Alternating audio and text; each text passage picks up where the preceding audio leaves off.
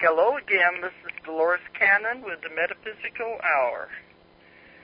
And we're going live again tonight, because when I'm not here, we use the shows out of the archives. This is a live show tonight. And I thought when I got back from Russia, I was going to be able to stay home for a little while, but it didn't work out like that. I got a call from the History Channel, and so I had to fly to Boston to do a filming for that. So it was in and out. So even when I think I've got time off, I really don't have time off. All right. But anyway, tonight we have a very interesting guest, and he's in Alaska. And this is Nick Begich. I'm sorry, Nick. I cannot pronounce your last name right. It's Begich. That's fine, Dolores. I know it's one of those names that just ties people's tongues up sometimes. The main thing is I'm not insulting you if I just can't quite get it right. That's all right.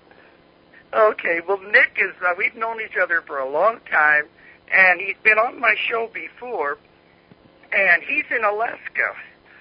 What's the weather like up there? Well, it's probably not much different than what you had in Russia a week or so ago. We still got quite a bit of snow on the ground. I mean, our days are getting longer, but we're like right at freezing today, so it's sort of half melting and half freezing out there today. So spring has not yet arrived in Alaska. No, it's another month away probably for us here, or at least what most people would consider spring. Pretty short season, spring and fall. The summer's short enough, and the winter's what takes up the time up here. Well, here in Arkansas, it's been like in the 70s today, but in another day or so, we're supposed to have freezing and snow. So it hasn't quite settled down here yet either. Yep, there you go. Oh, well, but the weather is so weird all over the world anyway.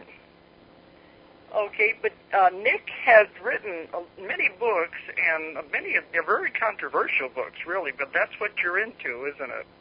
Yeah, we've covered mostly technologies, and of course some of those can be pretty controversial. And over the years, last 15 years or so, we've been covering some of those stories. Yeah, because I remember when I had you on before, we talked about the HAARP project, and that was very big then, and I still think it is very important out there. But you've written a lot of more books since then, haven't you?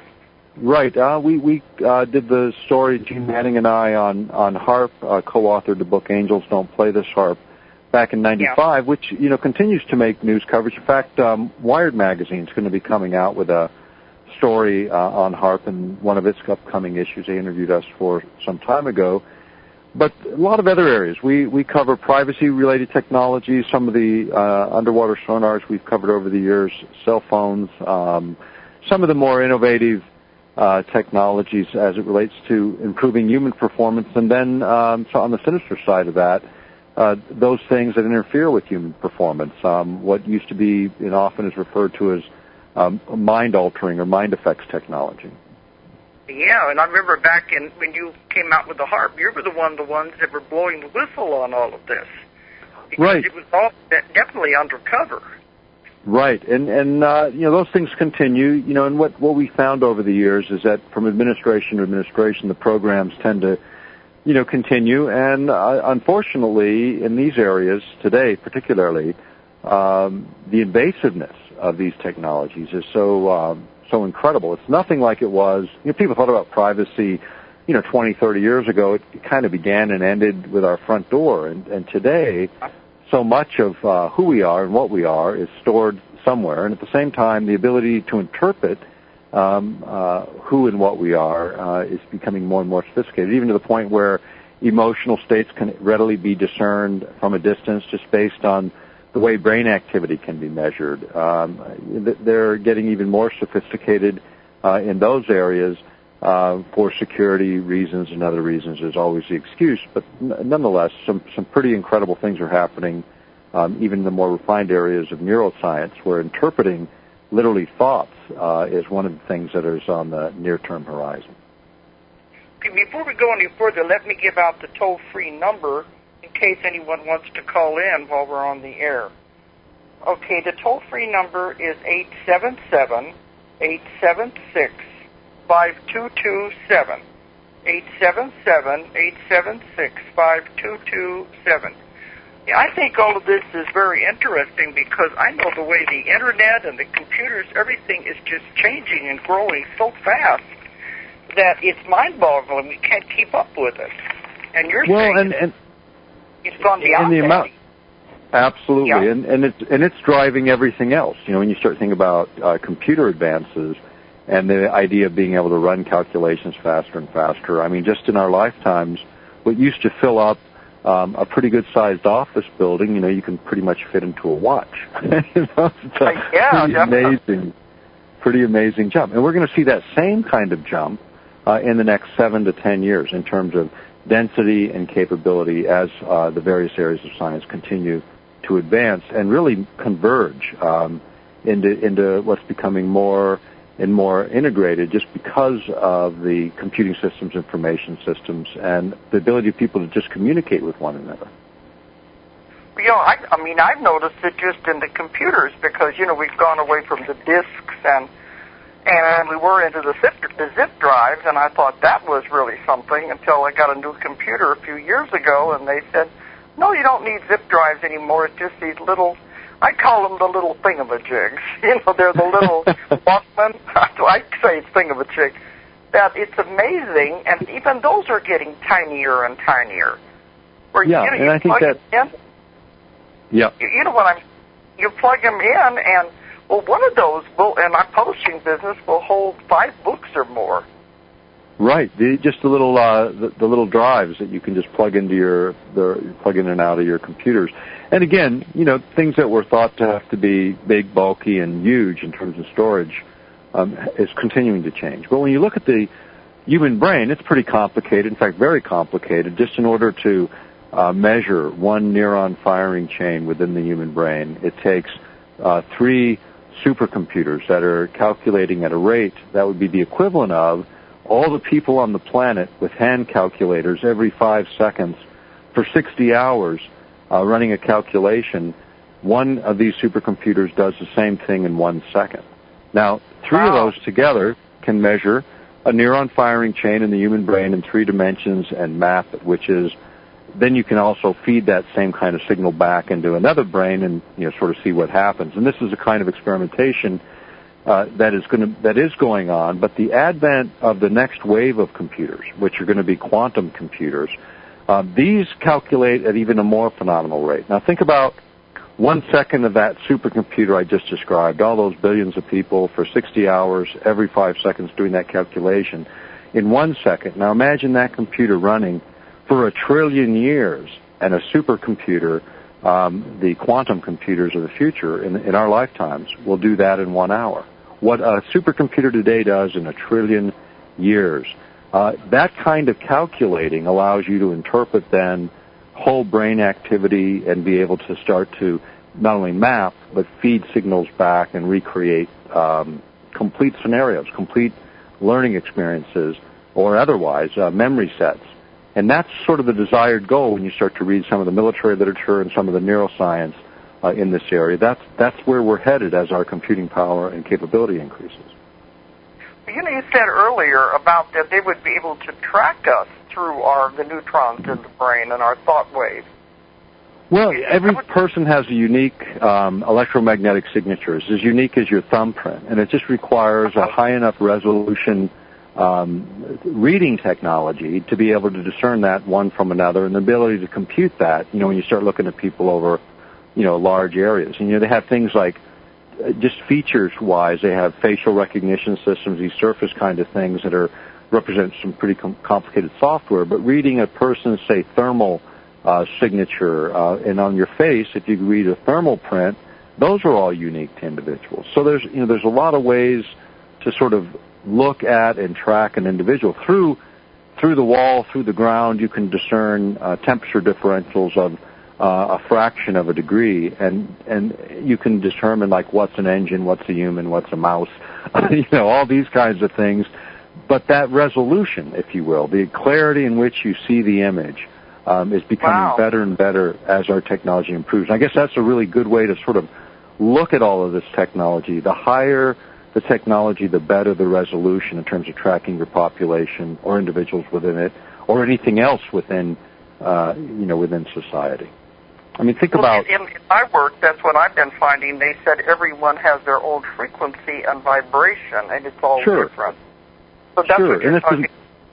Exactly. It's the same language, just a different set of words. Same thing. You bet. Yeah. Okay, because that was the way we all are different. We think we're alike, but they said there's nothing really alike in the whole world anyway. That's correct. That's correct. I mean, if you think... Well, sorry, it's our frequency and vibration, then they're able to pick up on that and identify us from that. That's what you mean, isn't it? It is indeed. In fact, not only that, but as we gain an understanding. I mean, I think this is also sort of that two-edged sword, as we gain an understanding of what we are as human beings, and we also learn something about manipulating that on our own. That's one thing. But we're talking about technologies on a very invasive level penetrate the very essence of who we are. And then when you start to think about that, if you can model certain things, you can then create experience sets. And this is what military has been after for many, many decades and have been successful. In fact, the book we wrote, Controlling the Human Mind, broke this down with over 250 source documents showing sort of the evolution of the technology and explaining sort of how it works. But in very clear terms, what has happened is our technology now is maybe overtaking our good sense. I mean, in terms of how we develop it and how we use it, because we're getting into areas now that challenge the very baseline values that most people share in common. And that's, at the same time, the technologies are becoming more and more suppressed or secret for national security and other reasons, at a time when we really ought to be having some serious discussion about the implications of these technologies in this century.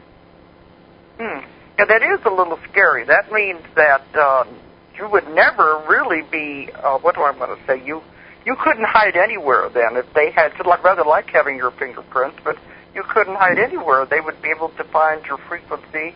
Like you said, I'm saying it simply, but they would be able to track that no matter where you were. That's right. And in fact, even your voice is so unique. It's like your thumbprint. And in the first few seconds, within the first few seconds of a telephone call, you can discern who a person is if you have the right software and that basic information is stored. Eventually, we're going to see our telephones where you pick them up from anywhere in the world. There's billions of telephones around. You pick it up and you start talking and you say, hello, I want to call so-and-so in Cincinnati. And the machine is going to recognize your voice, who you are, who the person is in Cincinnati, and your dialing patterns, and it's going to say, certainly, Mr. Begich, we'll get right on it. And boom, your call is going to be put through, and it's going to be billed to your home phone number. And it's going to be based on a voice recognition system. Computer comes up and says, hello, Dolores, and and I get all these emails. I said, how do they know that I've contacted these other places? And, this is even more invasive when you consider, just consider the fact that your voice is that unique. But at the same time, we'll consider it convenient. Other things that are already happening, your cell phone, your unique phone number. What most people don't realize is it has GPS built in, so every time you make a call, who you called, when you called, and where you were when you made the call is stored. Because it triangulates off of the antennas that rebroadcast the cell phone signal and give you really good triangulation. And so they store all that as part of the system these days. And then when you're walking down the road and you pass the billboard that's automated, at some point it's going to be tagged to you, so it'll know something about you and what you're going to be interested in, and the sales pitch is going to be more personally oriented. And that's going to happen in most of our lifetimes. Well, that really is Big Brother coming to life, really. It is. Down to that. But, I know when we've gone to these foreign countries, my daughter has cell phones now that will work in these other countries, and it knows when you get into a different time zone, and it came up on the cell phone, hello, welcome to Russia, or welcome to England. So it does know where you are. Right, and when we think of it, we don't really think much about that, but in the course of, think about all the transactions in your life now that are digitized and stored somewhere virtually indefinitely, because that data is valuable. What they have developed is an industry where data valence, the analysis through complicated computer programs of data, so that they can literally footprint a person in a way that they know what kind of political pitches to put their way. They know what kind of advertising they're most likely to respond to. And the more sophisticated these systems get, and the cheaper it is to store data, as we were talking earlier about how small these storage devices are and how much you can store on them, well, it also represents how cheap it is to keep a lot of information, so why throw it away? And it turns out that if you can organize that information, the systems to do that are getting better and better. Think about searching the web like we do right now against word searches. Imagine with voice information, when it all gets digitized and loaded on the web, everything you've ever said anywhere can be searched instantly, just like you're searching the Internet. And that's where all this technology takes us, which maybe isn't a bad thing, but some of us feel like certain presumptions of privacy are okay to have in an organized society, and this strips it away pretty foundationally, these technologies. Yeah, but it does sound like Big Brother, doesn't it? It's getting to that point. It is, and it becomes highly manipulative because data you can do a lot with, and when you start to think about how to construct persuasive arguments, they're no longer about that. It's how to sell something to someone by pitching them just what they want to hear and they're going to resonate with. And that's what this kind of sophisticated data-based development eventually leads to. So you never get sort of the whole story so you can make a prudent decision, whether it be a political debate or something else. You'll just get very directed sound bites and information that moves you a certain direction. And that's where the danger lies, because free-flowing information is one thing, but when that information is manipulated to persuade or to manipulate an individual into doing something, we really need to start to analyze the technology, because it's not just as simple as it used to be. It's become quite invasive, and the directions in which it's headed, with our own funding through our tax dollars, is a direction that leads to a more controlled and directed society. Big Brother becomes a concept that is fully appreciated at that stage of the game, and everything is over in terms of personal liberty.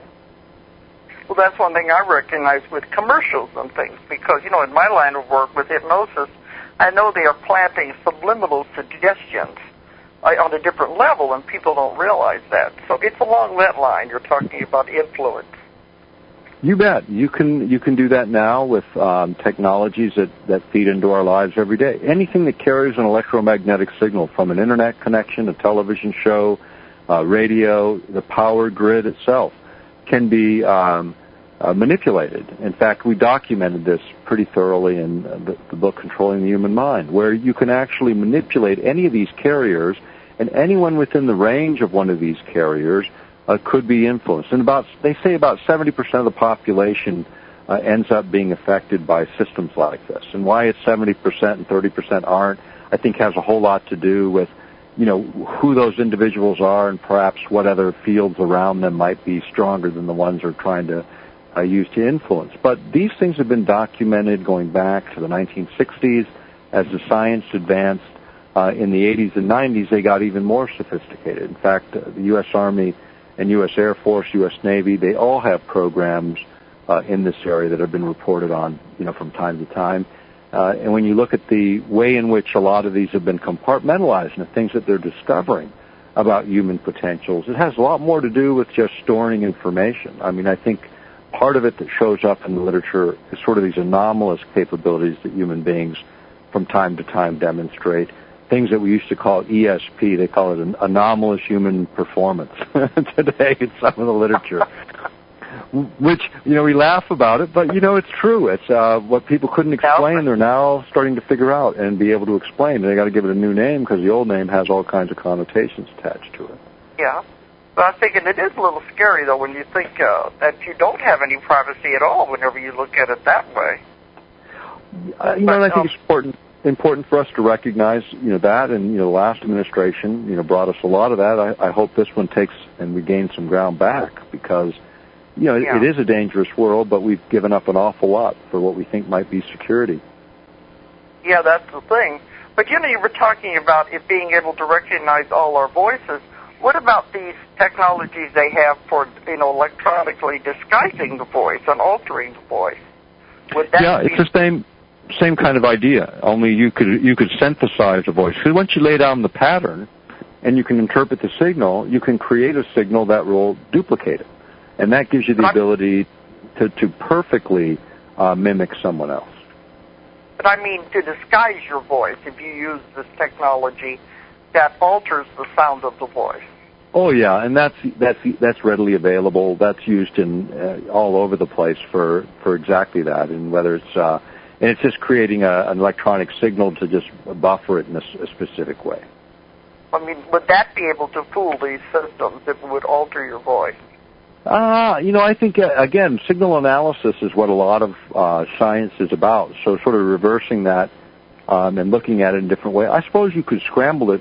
If you did it randomly, but even random, any sort of pattern to that would be, I think you could undo just as easily as you could create it. So I don't know how good those systems are ultimately. I was thinking, some people might try to use something to get around it if they did want to keep from being identified anyway. Sure. Yeah, I think that's true. And, when you think about just how much is put into these areas of research. There's certain levels of science get available to the general public. Other levels of science sort of are held back for a long time. When you think about even the computers we use today, a lot of the materials, a lot of the ideas that have been used in modern technologies were at one time classified. They become declassified sort of as use proliferates and the classification weans or better technologies replace them. But many of the technologies we rely on today started out as classified programs and brought us some pretty interesting innovations, but 20 years from the time they were discovered. Well, when my Nostradamus books first came out, it's been 20 years ago now, and the computers had just been developed. So I got my first one in 1985, and in those books we were discussing, Nostradamus was discussing the advancement of computers. And I thought at the time, in 100 years. But the things he was describing, I've seen happen in 10 years.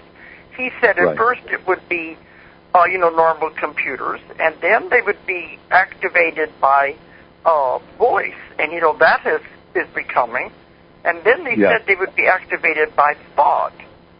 And this sounds kind of like where you're going. Well, that's true. I think that is where they're at. And where we're headed at a real rapid rate. I know the ones I found since I've been doing my work that in Japan, a few years ago, they did develop the kind that you could just think at it and make things turn on and off and motors and things. It's supposed to be for the handicapped. And they're also using them in advanced aircraft through eye movement, through thought, measurement for a more rapid and instant response. And as a trend, this is where it is headed, where all of that data, and then you got to think about it. Now you literally, when you reach that stage, like from the keyboard, that's how you're connected to the system. From the eyes, you're connected to the system. So you can see, sort of how that would work by tracking eye movement and so on. But when you literally hardwire yourself or connect to the machine through the mind, where the mind's interactions are interpreted, understood, and transmitted and recorded, then we have a very different situation than the one we have presently. And this is where, again, we need to be careful because there is no regulation in these areas, and there should be significant regulation in these areas because any carrier that can be used to carry a signal out can be used to carry a signal in. And again, the resolution is important because the better we get at this, first voice recognition, which is sort of a connection. It's your vocal cords create a vibration. That vibration hits the machine interprets the vibration and understands the word. Well, that's your connection substituting for the hands, and the resolution becomes finer. Now you connect to the brain. The resolution has to take a very big leap in computing power to get that resolution, but once had, signals travel both ways. This, without regulation, will be a very, very dangerous time for humanity. Well, I know when I was studying this about what the Japanese had discovered by using thought, they said the amazing thing was that it didn't matter what language the person spoke, that, the machine would understand the command because it was the thought that was triggering it, not the language. And that's amazing. Yeah. Well, I think that's kind of tells us a lot about communications in terms of the universality of what parts of the brain are affected by specific ideas. But what is a thought anyway? A word is simply a symbol for a picture in your mind. So maybe humans sort of picture things in their mind in a general way that's pretty uniform. Transmitting it, breaking it down into a word and sending it around where somebody interprets that word, it's a crude way of communicating because perhaps, and many of us believe this, perhaps that we communicate at a much more fundamental level, and the words are just part of that sort of illusion we function in the daily life. I think there's already that, and the science has shown that you can create even what we would call artificial telepathy has been created in a manner in which you can transfer thoughts from one person to another. That's been demonstrated in a laboratory environment back as far as 1985. And the paper I have on this said that essentially what they did is they took two people that had, they took several people, but two people involved in the experiment at any given time were two, a transmitter and a receiver in rooms apart with electrical apparatus on each of their heads, one of them looking at the cards that show you the triangles and the squares and the squiggly lines, and the other guy calling out what it was. And they were 100% accurate in 8 different test subjects, all the time. And it was a very clean transmittal of information wirelessly between two people. And what I would suggest is we probably already do that. In fact, I think we do that. But being able to demonstrate in the lab sort of validates the system, being able to operate that way. This would be a way of really proving psychic phenomena and producing psychic phenomena, really. Well, and you think about it, if you could actually create an environment where voluntarily you could get there, and that's part of, I think, the challenge in some of the sciences. I think we mimic what we already do, and we try and recreate what nature does by, intervening.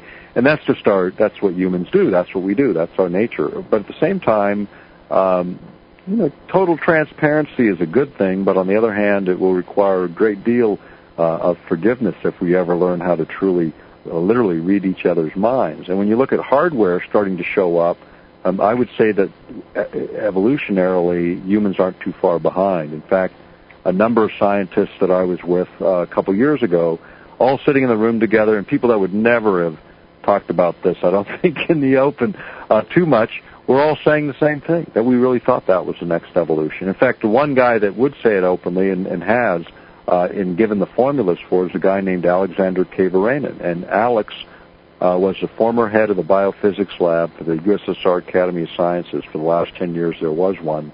And, his work in this area to explain the unexplainable through mathematical formula and through physics is exceptional. And if people, look for him out there in the Internet world, Alexander Keverainen has published thousands of pages of data in these areas and others, pretty profound data that provides those necessary models for engineers someday to recreate on a wider scale some of these ideas. And I think it's going to be interesting what happens in this next 20, 30 years, because that is where a lot of this technology is headed. And how we use it and how it benefits or destroys us will be our challenge. Okay, because that was what I was thinking, that, there are so many psychics out there who don't really realize how they are doing what they're doing. This is the way science is duplicating what the psychics are doing. Just using and in great measure, it's always been sort of people on the edge. But when you think about it, there's got to be an explanation for all this, and there is. It's just a matter of developing the science to interpret what's going on. And I think these are our natural attributes. I think we all have them. We just spend an awful lot of time sort of denying it and getting in the way of it. Yeah, we try. We keep saying, it's only those few kooks that can do this, and it seems like it's getting now to where they're going to develop, where it's going to be very possible for anyone, apparently. But I don't know how you feel about the ETs. You know, I've got a lot of work with them in my books, and that's how they communicate. It's not verbal, it's mind to mind. It's all mental communication. Well, yeah, I've heard that from all of you that research in those areas, and it makes perfect sense because it is, it requires a different way of viewing the world. At the same time, it indicates more capacity in terms of managing, what your reality is. I mean, I think that is how we communicate. On a very fundamental level, the words carry some message, but a lot of it is done on that subtle level. When you start to look at sort of where that science goes, I mean, think about this. On even a more on that same line is there's a rule in physics that basically says that the observer, you and me, affect what we observe in terms of something being a particle or a wave. In other words, being solid or energy. At a very fundamental level. I just finished reading that in a manuscript that I'm considering for publication. You picked up on that. I was just reading it before I made this call. That, it is has to be observed before it has an effect. Yeah, and the fact of the matter is that we all create at that fundamental level according to the best physics minds in the world, which means on a real fundamental level, we participate in the very creation that we experience. And how we interpret that in the physical world through our, again, the sensors that allow us to get some resolution, our eyes, our nose, our ears, all these things that are essentially interpreting vibratory motion. Light, that's all it is when you're looking at objects. It's how light is reflected and absorbed, that you interpret it with your eyes. The sensors on the hands interpret temperature and pressure. And, you have all these basic senses, and the brain sort of puts it together and gives you an output.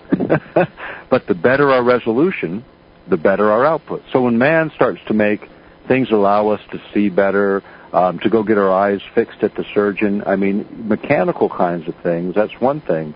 But as our sensors increase, we can put special filters on our eyes. Now we can see in the dark. We can put special filters on our eyes, and we can do all kinds of things. These are extensions of our ability to perceive the reality around us, and I think that's what some people, we called them sensitives or psychics in the past, they just, or shamans or any number of names. But the fact is, they were people that could get a little better resolution without the hardware. And the hardware, which sort of anchors the general population's belief that these things are then possible, tend to gain the abilities as well. And so I think we're going to see, because we all have it, it's just a matter of suspending our beliefs long enough to recognize it. Sometimes it takes hardware to convince us we can do these things. And enhancing it. Yeah, exactly right. That was another thing that Nostradamus saw the computers going beyond the part with thought into what he called organic computers, which would be... And this would be the living organisms, yeah. Yeah, they said it would have the ability to replicate itself and repair itself. Well, there's some work that's been done on creating brain cells at the Salk Institute a number of years ago. In fact, in the book Earth Rising, the Revolution, we talked a little bit about this. And what was missing was to create the neurons, the things that connect brain cells. And a few years later, the Salk Institute actually found a solution to that. So they could create not just the brain cells, but the neurons or the wiring that connects them together.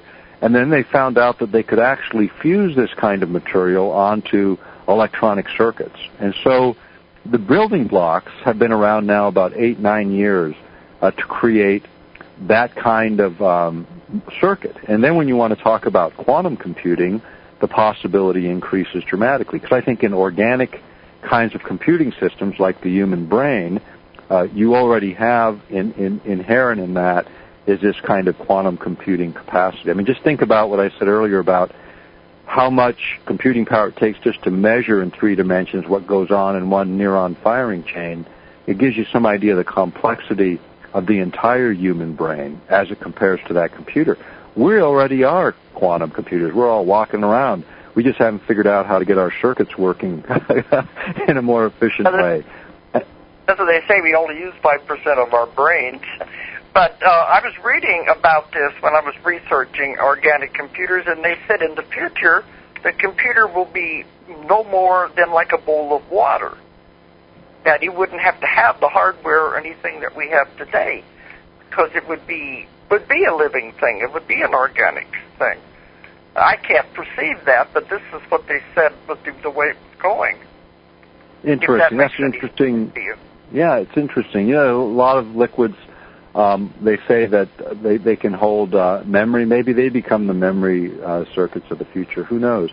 But it is interesting because all of this is, again, where the sciences are sort of merging, where you have biological sciences and engineering and, you know, some of the hard earth sciences all coming together around common themes and yet very, very different directions. And that's that convergence of technologies that I think is creating the super technologies of this century. And the things that are going to change, as much as everything changed when automobiles were invented and planes were invented over 100 years ago, we're going to see in even more dramatic terms in the next 10, 20 years the same kind of magnitude of change. It's all moving so much faster than we ever could have before. But also, you know, in my books, we didn't call it this, but I've got it down to now as nanotechnology. And you've probably studied that also, haven't you? Yeah, and this is the idea of reducing things to a billionth size and the creating of small machines and mechanisms. And again, you know, nature does this already. I mean, on the cellular level, on a molecular level, when you start to think about how complicated the human machine is, as an example, or any other living organism. But again, the smaller you get, the more refined you get, the more sophisticated can you create. And we are crossing thresholds now. Nanotechnologies offer incredible possibilities in a lot of different areas, from material science to pharmaceuticals to computing and so on. Virtually every area ends up being impacted when you start to think about the applications of nanotechnologies. I mean, in pharmaceuticals, the reduction of particle size, as an example, allows something to cover a much larger surface area. So imagine we actually developed some things along this line. We produced the blue-green algae in a -1 micron particle size by running it through pharmaceutical mills, specialized mills, that allowed us to reduce particle size. And the idea was that you'd be able to intake this as a supplement, and then instead of the body working quite so hard to break it all down into fine components, a colloidal size, small size that can be easily absorbed, we did that work mechanically before the product was put in a package or put in a capsule. And, you know, in doing that, what happens is if you think about a cubic inch has got 6 surface areas that are an inch square piece. And so you got 6 surface inches it covers. But cut it into 1,000 slices and just measure the front and the back, and now you got 2,000 surface inches to cover. Cut it into 1,000,000 slices, and you got 2,000,000 front and back. So if you think about the smaller a particle gets, the bigger it spreads out, and the more easily it is absorbed. So for pharmaceuticals or for dietary supplements, this has huge potential. Yeah, I know when I was researching this, they're talking about, like, even in the cellular level, putting, like, tiny machines that were on the size of the cell that could be injected into the body to do things. Right, and exactly that. And then when you talk about nanotechnologies, think about machines getting smarter and smaller. And, you know, really that's what have we watched happen all the way through our lives. We've gone from huge machines to accomplish greater and greater capacities. And the smaller you get, things operate a little differently when you get down to these sizes, so that comes into consideration. But whole new branches of science in the last 20 years have been created surrounding the exploration of nanotechnologies for microscopic machines, MIMS, or other applications of miniaturization or nanotechnologies. Yeah, it is mind-boggling because, you know, when I was talking about these things. But, you know, also, I read somewhere, it's been a few years ago, that they were going to make telephones that'll be the size of a shirt button, and that these were in the works they're being developed now. Of course, I was thinking you wouldn't want to get that lost in the washing machine, you know. I think that's out there, but I think people have now looked at the phone now. It's a camera, it's a video machine, it's a computer.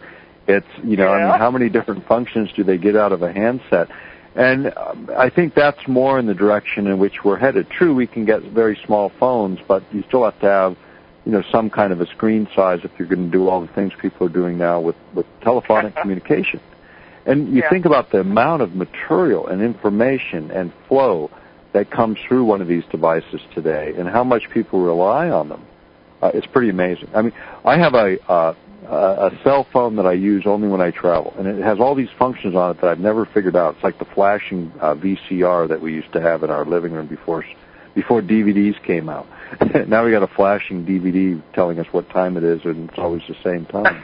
but the point is, a lot of this technology, at least when I look at it, and I study these things, and I look at it and I say, what am I trading off in exchange for this? And some things I'm not willing to trade off. My personal privacy, my idea of driving down the road without the phone ringing, and enjoying the drive somewhere. I mean, that's kind of a lost art these days. I still enjoy doing that. I don't have a cell phone that I use other than when I travel out of state so my family can get me. And they're the only ones with the number. And it makes life actually much simpler, and there's very few things that constitute an emergency.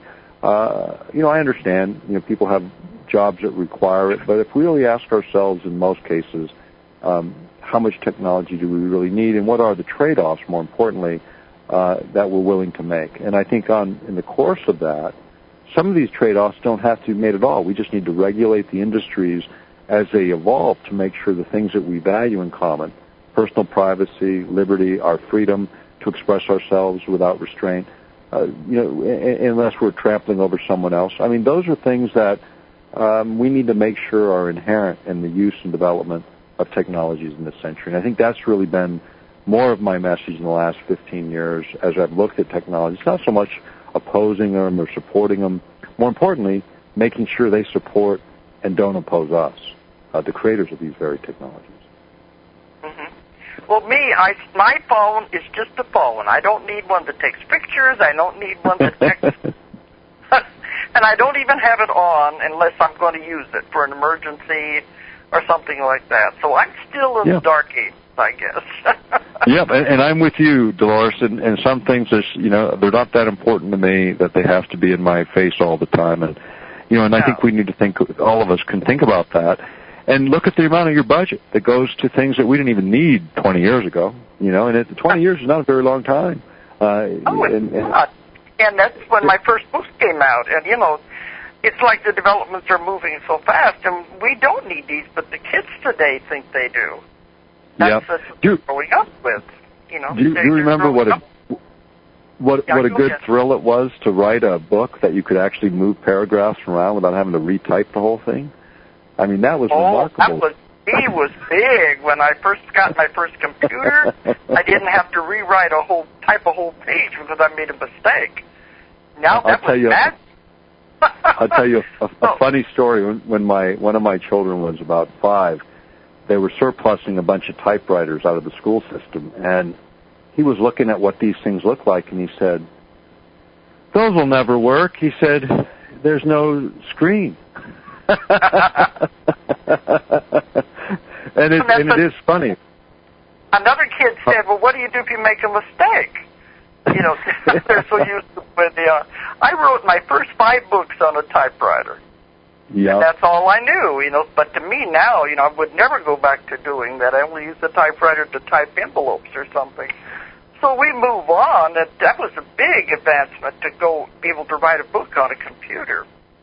Well, and the voice recognition systems are now going to get, in the next couple of years, we're going to see them get much more sophisticated, where they will be able, with a lot more perfection, we'll be able to dictate material in a much more efficient way than we can now. The voice recognition trends are going to get much more intensified to the point where language translation, you'll be able to pick up the phone and call somebody in Russia where you just came from, and they'll be able to talk to you in Russian, and you'll talk to them in English, and the translation will be made instantaneously and so perfectly that it'll be seamless. And we're going to be able to experience that in our lifetimes, as well as the command to computers being enhanced that much better. And that's going to be a phenomenal... I'd appreciate that, because it makes the lectures in my classes take twice as long. We'd have to go through a translator. But just imagine everybody have a headset and real-time translation, and we're not far away from that. And that is going to revolutionize people like you and me and others that are communicating ideas, and anyone that wants to communicate an idea in any language will have that capability. I mean, we want to make sure democracies and freedom are preserved in that kind of environment, because we're going to have some good ideas kicking around the planet. You know, in my work, I have to transcribe tapes when I'm writing my books, and it takes all day to do one tape. I'm still using tape, not the digital, and it takes 30 pages of typing. And people say, well, you can do it with the voice recognition. It's not perfected. It will only recognize one voice. It won't recognize two. So it has a lot of things to be worked out yet. Yeah, that's right. And it's going to be a few years away, but it's going to get very easy where it's, you know, people resist a lot of things in terms of technology, so it gets simple enough for us all to use it. And that's ultimately where the change will come in, is when the computing power is a little bit better, in fact, a lot better, we're going to see that. And it's going to happen relatively rapidly, just given the pace of change today. 3 to 5 years out, we're going to be using those systems very efficiently and increasingly so. And I think then you're going to see that shift at the same time running parallel as neurosciences advance, where the idea of thought interface becomes much more prevalent. Although we're already seeing it in military applications and for people that have physical or other impairments, we're starting to see some of that technology evolve. But it's like you say, it's directed, got to be trained for the person, for the individual, or for the computer to understand that person's voice. That's going to smooth out as the technology improves to the point where it won't matter. Yeah, because it still has a lot of bugs to be worked out. Yep. I'm watching my clock. You know, we got to sign off at 5 till. We're almost there already. But I know it. It goes fast. It zip by on us. But one thing I wanted to ask you, if we can keep it within this 5 minutes, what about this super collider program I've been hearing about? I've not followed that as much as others, and it's interesting because again it's pushing thresholds to gain new knowledge, and there's a lot. It's like I remember when the big debate over atomic power. Are we going to rip the atmosphere right off the planet? Yeah. And it's the same kind of things that are being discussed here. And I think this is where big science should never be funded in secret. Those days are over, because big science today can ruin a planet, can damage lifestyles, can change the very essence of who we are. Whether it's the super collider, the HAARP programs, or some of the more sinister science and mind effects that have been developed over the years, I think we need to take a new look at how these sciences are evolved, what kind of scrutiny they get, so that mistakes that we cannot recover from are not made. And we don't have those safeguards yet. And it's this generation that's going to have to make some of those decisions, or the accidents that people predict. One day we will see those accidents or perhaps deliberate effects of abuse of technology take place. See, that's one thing I like about you, Nick, is because you have been blowing the whistle for years now, letting people know about these things that are supposedly be hidden from people. And the information circuit out there is getting more and more. You can't hide these things anymore. That's exactly it. And I can say that in the 4 books we have in print today, there's 1,600 reference sources, and these aren't phone calls in some clandestine place. These are public records, academic studies, military reports that get into the technologies, many of which we've touched on today. But I would encourage people to check out our books. They're all based on good science and good information. And when you're done with them, send them to someone else. Get that information out there. We appreciate it when people do that. That's one thing I like, because you have always gone into a lot of detail in your research, and you make sure it's accurate before you write about it. Let's tell people the names of your books. Sure. The books are Earth Rising, The Revolution, Angels Don't Play This HAARP, Controlling the Human Mind, and Earth Rising 2. And they're in several languages. If you just do a search on those names, you'll find them, or check us out on our website. Yep. You give out the website and how they can contact you. Sure. The website is EarthPulse, EARTHPULSE, earthpulse.com, or you can call us toll-free at 866, I got to think about it now. Actually, I should give an international number, 907-249-9111. will get to us. Say that number again. 907-249-9111, and that'll reach us. Okay, and the website is earthpulse, all one word, .com. Correct. Okay, and so anybody who wants to get a hold of you, they can that way then. Absolutely. And, and there's a lot of material on our website. There's hundreds of pages of free material. There's a whole section on the mind effects, a whole section on HAARP. There's a lot of things in there on enhancing human performance through various tools and technologies. We just encourage people to check it out and enjoy the articles. There's a lot of material there, and most of it's free. There's several hundred hours of audio material on the website that is free, and there's some video material that's posted there as well. Wow, because, that's what I found. This show does go all over the world. And I didn't think so because I'm sitting here in my front room talking to the wall.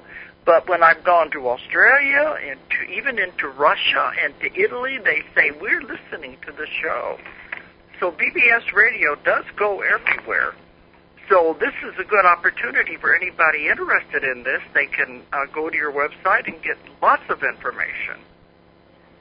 Yeah, we certainly appreciate the time with you today, Dolores. I know you're traveling around. I used to travel a lot more than I do these days. I've kind of decided to stop lecturing and stay close to home and try and do a little bit more radio and spend a little more time in Alaska. So I'll see you, though, I'm sure, from time to time when I do get out and lecture. I know that seems to be the only time that we ever get to have a meeting is when you and I are in the same venue. Yeah, because I'm still traveling. I'm traveling more. They're wanting me to come back to Russia at least 2 or 3 times a year now. So there's a lot going on so much of the world, and I'm going for the first time to South Africa this year, too. So I haven't slowed down yet, anyway. No. It's funny. I think we all go through cycles, and there's a time when maybe a little less lecturing, a little more radio, and a little more contemplation, and the traveling, I always enjoyed it, but it's always good to get back home. And I know you've been traveling quite a bit, Russia, and then you said you were out shooting some film in Boston. Yeah. I always enjoyed some of that. In fact, there's some segments we did for History Channel that'll be airing sometime this summer. We did 3 different segments for them, one on HAARP, one on mind effects, and one on DNA. So watch for those. In the next few months. We'll be able to look for you on the History Channel then. That's it. Okay. Well, it's been wonderful having you on, and you always have plenty of information. And Dolores, we'll do it again maybe a little more often, and we're always glad to be on with you. Okay, and maybe even though you're sitting there in Alaska, you're still doing your research and you're finding out more information. You bet. And that's very, very, very important. So thanks, Nick, for coming on tonight. Well, thanks for having me, and my best to your listening audience. Okay. All right. Good night, everyone. If you enjoyed the show, check out more of our other videos, and be sure to subscribe and click the like button. Thank you for listening to the Metaphysical Hour with Dolores Cannon.